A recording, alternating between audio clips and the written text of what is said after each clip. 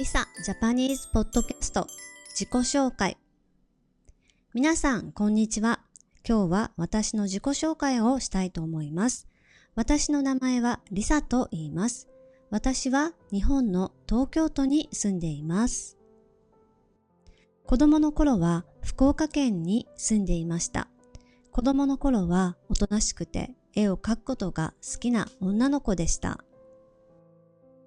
小学生になってからは大きな声で話せるようになって少しずつ明るい元気な子になりました。大学生の時に初めて一人暮らしをしました。初めて親と離れて暮らしたことで両親の大切さを感じました。社会人になり初めて東京都で暮らすことになりました。仕事場へは電車で40分くらいかかって通っていました。満員電車が辛かったことを覚えています。それから29歳で結婚をして子供を産みました。今は子供の成長を楽しみにしています。皆さんは子供の頃どんな子でしたか？おとなしい子ですか？明るい子でしたか？恥ずかしがり屋でしたか？泣き虫屋でしたか？コメント欄で教えてください。聞いていただいてありがとうございました。チャンネル登録していただけたら嬉しいです。それではまたお会いしましょう。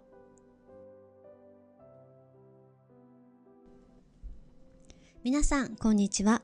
今日は私の自己紹介をしたいと思います。私の名前はリサと言います。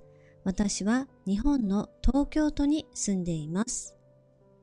子供の頃は福岡県に住んでいました。子供の頃はおとなしくて絵を描くことが好きな女の子でした。